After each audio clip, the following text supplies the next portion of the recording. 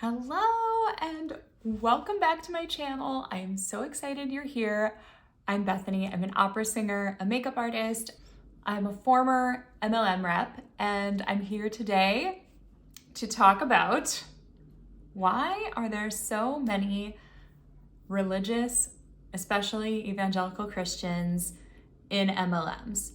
And it might not be what you think. So I actually, first of all, I got a haircut and I got these curtain bangs, and my hairdresser's amazing and she did a great job. But I'm gonna grow them out because they're driving me crazy. So first of all, we're just gonna get these tucked in. So you saw them cute, and now we're just gonna get to business. I can't have things falling in my face. It drives me crazy. So I recorded this video already once a few days ago, and I got so flustered and so all over the place. I went on so many tangents that it is just a hot mess. So I've streamlined my talking points into 6 main talking points, and I'm gonna try to not bring in too much of my own religious deconstruction journey, but obviously that's a part of my story. It's hard to talk about religion. It's something that is such an important thing to so many people. It's deeply personal, and for so many people, it's something that forms a crucial part of their identity. And I just want to say from the start that this is all my experience. This is my culture that I grew up in, small town Indiana, conservative evangelical Christianity. And there are thousands, tens of thousands of denominations of just Protestant Christianity, let alone Catholicism and Orthodox. So there are a lot of differing opinions, but what I want to touch on is the basic theological beliefs and the cultural traditions of evangelical Christianity that dovetail directly into MLM doctrines and theology, because MLMs definitely have doctrines and theology for sure. So I just want to say, of course, not all Christians, if you cannot handle the Christian religion, especially the way it is practiced here in the United States, being critiqued, then maybe this isn't the video for you.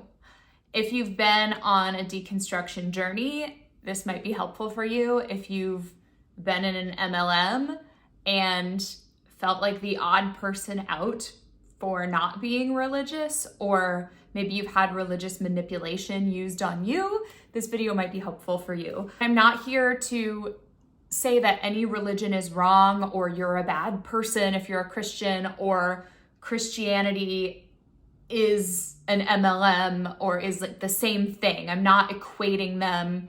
I'm just pointing out some things about specifically the branch and type of Christianity that I experienced and that I am most familiar with, and how that primed me to be susceptible to an MLM, and a lot of that is used in MLMs. Ironically, my uplines in the MLM that I was in were not Christians, but there are a lot of people who are.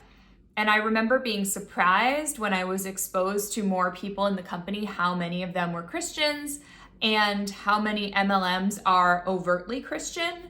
And it all matches up. So without any further ado, I want to get into my 6 main points for why there are so many evangelicals and MLMs. And the first one is just the word evangelical, evangelism.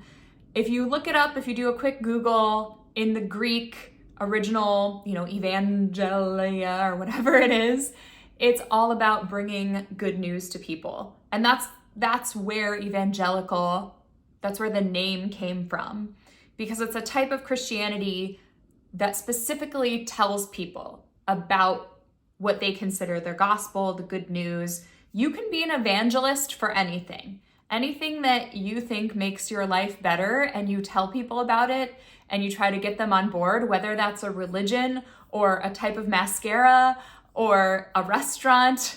I mean, maybe not the same fervor for those other two things as the first one, yeah, you can be an evangelist for anything. And when you're already used to evangelizing as a Christian and you believe that you are serving, that you're helping people, that you are a missionary, that you're doing this mission work wherever you go, you're already primed to really get on board with MLMs. They use the same rhetoric. We have this secret thing that's going to help you. We have to show up and tell people about this business opportunity so that we can serve them, so that we can make their lives better. And that's what evangelicals have already been doing. So that is the first thing. And really quickly, I just want to say, on a personal note, obviously I was in Beachbody. I used to be very diet culture-y, and now I'm on a body neutrality journey, which has been wonderful. But when I talk about my time in the MLM, I'm talking about it from that perspective. So for example, I really thought I was helping people by giving them tools, or not giving them, selling them tools for their health and fitness. I thought losing weight was ultimately a good thing. And I thought that, these programs and the nutrition plans were sustainable because I am not a nutritionist and I should never have been giving any type of nutrition advice or personal training advice or anything like that. But something worked for me and I really loved it. And so I thought I was helping people, and I thought, these tools were helping people live their healthiest lives. So that was my perspective.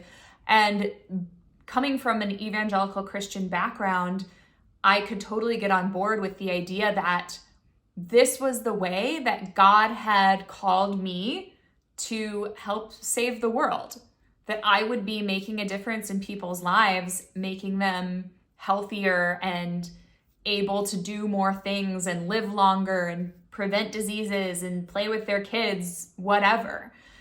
Even just feel better about themselves. And again, I was very diet culture-y, so I thought that, weight loss was across the board something that was achievable for everyone and was always a good thing. I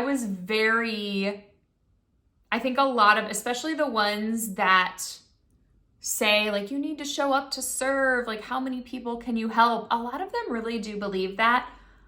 I don't know. A lot of creators on here point out religious manipulation, point out that they're saying this because they want you to make them more money, and that is true, but I give them the benefit of the doubt. Obviously, we never know what's going on in someone's head, but from my perspective, when I was in it, I really thought I was helping people until a turn happened later on where I started to get stuck, and the only way to get myself unstuck was if my people under me started recruiting people. So then I was pressuring them and I was trying to recruit more people, and I started to realize that it was relying on other people to make my life better instead of their own life. But the first 4 or 5 years of the 7 that I was active in building the business were very much, I thought I was helping people. And even when it started to turn, it's hard to undo. Obviously, it took 2 or 3 years. It's hard to pin down the timeline before I started realizing that I wasn't helping people. I was trying to get people in to help me. But that's the first one. That's number 1. It's just evangelism is the name of the game. Number 2 is, this is controversial, okay? This is controversial. I don't know if I'm allowed to say HE double hockey sticks on YouTube, but the belief in an afterlife where there is a heaven and there's a bad place. There's a good place and a bad place. I'll say it like that. This is something that automatically gives evangelical Christians a superiority complex. And if you are non-religious and you've tried to have a conversation with someone about this, or if you are like me and you've deconstructed and you believe differently and you've rejected some of these teachings, they will use the bad place card to shut down any good faith argument. Like, well, we'll see when this life ends. You're gonna be sorry. And it's really gross. What that does, almost everyone, even people who aren't evangelicals, because it's become such a mainstream. Obviously the show, The Good Place, is not a Christian show, but there's a good place and a bad place. The belief that there's a bad place and that people will be sent there just for simply not believing the exact right things, regardless of their behavior, it leads to this belief throughout your life that you know the right things and other people just don't.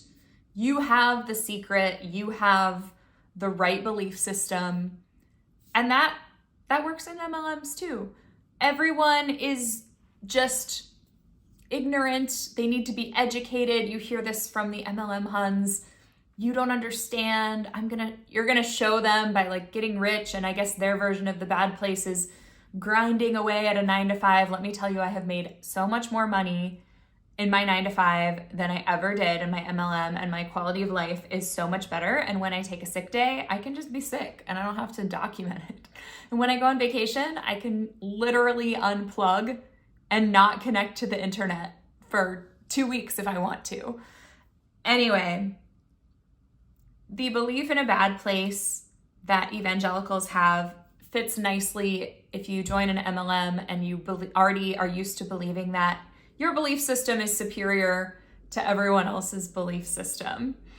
So the third thing that I want to mention is the persecution complex. Evangelicals in this country have a belief that they are being persecuted for their faith. They're wrong. No one is telling you you can't go to church, you can't practice Christianity, but we all have to follow rules. We can't infringe on other people's basic human rights. That's why we can't murder people willy-nilly, or, those types of things. I'm not going to get super into that, but evangelicals are obsessed with martyrdom stories where Christians are persecuted throughout history. I remember the song Jesus Freak coming out when I was a kid, and we were all super into it. And at youth group, we're all imagining standing up for our faith and being willing to die for our faith, even though in the US, Christianity is the most privileged religion. It's still something that they get in their heads, and you'll notice this behavior when you critique them or you hold them accountable for being hateful or causing harm. They will react as if you are persecuting them for their faith and they are just standing up for their values. And this persecution complex then goes into the MLM mindset too. Anyone who critiques you is persecuting you. Anytime they critique the MLM structure or they say that behavior is not okay, it's manipulative, you're crossing boundaries, etc., you then get to be the aggrieved one. That's why MLM Huns are so quick to say, you're a hater, you're a whatever, the haters, the trolls, it's that lethal combination of the superiority complex and the persecution complex. I'm so much better than you, I know better than you, and you're attacking me because you're so mean. Instead of just, no, you're not better than anyone else. You don't have any secret. We're all just trying to figure out the best way to live our lives, and no one is attacking you. We are pointing out facts about this predatory structure. So that's a huge part of it. Number 4, the us versus them mentality. Christians like to say we need to be in the world and not of the world. That's in the Bible somewhere. They think of the whole world as a mission field. They think of themselves as saved and everyone else as not saved, and that there's this imaginary war going on. There's a lot of war rhetoric throughout Christian history. Obviously, the Crusades were a thing that happened, and there are lots of songs with war themes in hymnals and in Christian songs, and it's weird, and it's not really in line with anything Jesus taught, but it's there and it's a part of the culture. There are a lot of things about modern evangelical Christianity that are not similar to anything Jesus taught. And I will shamelessly plug the book Jesus and John Wayne by Kristen Kobes-Dumez, because she really traces that throughout history, and it's too long for me to get into. But that's a huge part of it too. It's really easy to get someone into the commercial cult of an MLM if they already have an us versus them mentality and they're used to being in kind of this in-group and seeing everyone else as an enemy. Number 5, this is something that is a little bit more personal to me, but the inability to question theology, to explore the gray areas, the nuance, the inability to question your superiors. Christianity has a hierarchy of pastors and people who are put in charge of everyone in the church, and they supposedly know better than everyone else. And if you question them, that's wrong. Obviously, there's misogyny in there because a lot of churches won't allow women to be pastors. A lot of people feel really passionately that women aren't allowed to teach. So that's a whole thing. But if you step out of line, for example, going back to the belief of a good place and a bad place, if you start to question that, you are ostracized. And I know because it's happened to me. But also, it happened to, in Christian circles, there was a famous author named Rob Bell, and he wrote a book called Love Wins. And it's essentially the belief that there is no bad place, and going through the Bible and saying, here's why there's no bad place. And Evangelical Christianity did not like that. They ostracized him. They boycotted him. He got kicked out of the club. A lot of voices have been kicked out of the club and seen as heretics and as dangers to the church. This is a very cult-like mentality. And it's, in my opinion, I'm sorry, this happened in the first video, but I can't resist a little bit putting my opinion in. If your entire belief system hinges on a God that would even create a place to eternally torture people forever simply because they didn't believe the right theology, that's a really cruel, tyrannical God that's not worthy of worship, in my opinion. So I got in trouble for believing that way. So did Rob Bell. I'm in good company. But when you question these things, people get really uncomfortable. People shut it down. And that's how it is in MLMs too. You can't question your upline. You can't question the CEO. You can't express any negative. I mean, even just me saying negative. You can't express any critique of any of the products. You have to fall in line like a mindless little drone, and there's no room for nuance. So there were things that I just really didn't like throughout my time with Beachbody that I had to pretend that I liked. And now with the new changes to the compensation plan that were announced a couple of months ago, you see coaches, the top coaches, immediately pivoting to, if you question this, you just don't understand what it's like to have a business. This is business. You have to be flexible. Immediately, like the shame started before anyone had a chance to push back. On that video where it was announced, they immediately down any type of pushback that they knew was coming. It's like preemptive shaming of your people. And that's how it is in evangelicalism. And I know Twitter is kind of, or X, it's kind of like the bathroom wall of social media. But a lot of the Theobros, we call them Theobrogans, like theologians, but we put a bro in there.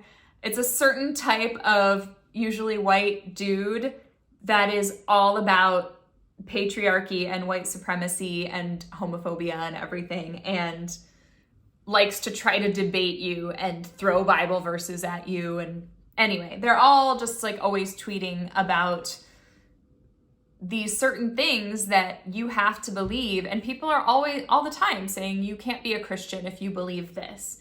You can't be a Christian if you affirm LGBTQ people. You can't be a Christian if you think women can be pastors. You can't be a Christian and vote Democrat. Just, it's ridiculous. Because who are you to say? Anyway, this is where I go off the rails and I get really passionate. But this video is about MLMs. And I just wanted to point out the similarities between the inability to question in both areas and the way you are discredited by the group if you have questions or if you leave.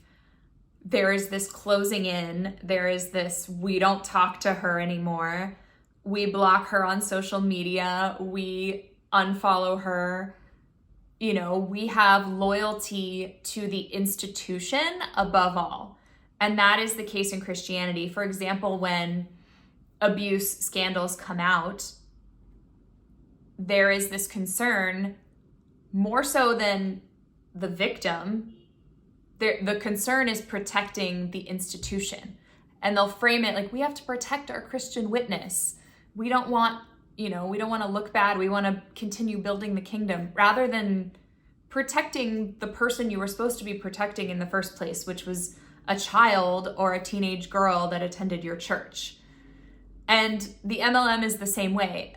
Ever since I started critiquing and speaking out, I have lost friends. I've also gained friends, which has been wonderful. And I have people that were in the MLM with me. We've bonded on an even deeper level. But there's definitely this loyalty to the institution, to the corporation, above any loyalty to me as a friend. And that's part of the culture. So the last thing, the sixth point that I have is more of a general, like, let's lighten things up, just the culture. The culture of MLMs is the same as the culture in churches. We are so used to sitting weekly and listening to someone bring a message to us and try to teach us something and give us new little tips to apply to our lives and things like that. So team calls are very similar to a weekly church service or weekly small group. Reading the personal development books is very similar to having a Bible study where you're either reading books of the Bible or Christian books and then discussing it together. There's definitely a spiritual life aspect to MLMs, which is very intentional. They try to weave themselves into the most intimate parts of who you are so that the MLM is tied into your identity just as much as your spiritual life, your emotional life. Retreats are a huge part of evangelical life. I went to so many retreats in youth group and they were always so much fun. And I was so excited as an adult to start doing that again. So I've been on some retreats as an adult too. I was on the worship team at my church. So we would have worship team retreats, or the women's ministry would have a women's retreat, things like that. So doing that with my MLM, I earned retreats for hitting certain leadership ranks, and I would go on these retreats with other women. And I was like, oh my gosh, wow, this is so, it was something familiar to me. It was something, it touches on like a need that you have for community and for like getting away and spending time with people. But what it does is it just indoctrinates you further. And then big emotional events are huge in evangelicalism too. Some kind of, like Beachbody, we had Summit. Any MLM has their own convention every year, and evangelicalism has big conventions too. I had those in youth group as well. I was Nazarene, so I went to Nazarene Youth Conference. That's every 4 years. There's a thing called DCLA that's every 4 years, so that when you're in high school, you'll go at least once. There was a thing called Acquire the Fire, if anyone knows. If you know, you know. These big events where there are bands playing and there's emotional speakers and you have these really highly elevated emotional experiences that you come back from just on fire for whatever it is, whether it's for Jesus or for the MLM. So it definitely serves a purpose, and it's something evangelicals are very comfortable with, and they love that. Like, I loved it. I mean, it's fun to have an emotional high for sure. That's why they do it. So this is such a thorny topic, and I hope I didn't make anyone too mad. But if I did, maybe examine what your theology is actually saying about your relationship to other people in the world. Do you think you're better than people? Do you think other people are going to be tortured forever? You know, those are things that I ultimately decided were not healthy beliefs to hold in terms of the way that I treated other people and the way that I looked at other people. And then in the MLM side, do you think that you're better than other people because you're in an MLM and they're just in a 9-to-5? All of these types of things. So this is why you're gonna see, hopefully now this helps you understand when you see these conventions, when you are reacting, my fellow creators, when you're reacting to a team call and that person is a Christian and they talk about serving other people, they're talking about God's purpose for their life. Evangelicals all think that they have some purpose from God to make the world a better place. Their definition of better might be a little bit different than mine, but they really do think that God has given them the MLM as a tool to, live whatever they think God's purpose is for them. So when you see those things, a lot of these underlying beliefs are informing that type of thinking. So I hope this was helpful for you. I have thought of a lot of things over the last few weeks as I've been writing out this script for this video, and I might think of more, so I might have a part 2, but that's it for me. This went much smoother than the first one. I didn't go off the rails as much. I hope you enjoyed it. I hope it helps, and if you're coming out of an MLM, feel free to reach out to me. And I just want to thank you all. We have over 100 subscribers now, 113, which is so amazing. So I know a lot of you came over from DC's channel, so thank you so much to DC. I really appreciate it. And thank you so much for joining me. 113 subscribers may not be a big deal to some of the huge creators on YouTube, but I'm just a newbie, so it's a big deal to me. I'm glad that you are liking what I'm saying, and I hope you stick around. I hope you subscribe and like this video. All right, I will see you in the next one. Don't join an MLM, and don't be mean to someone who's in an MLM.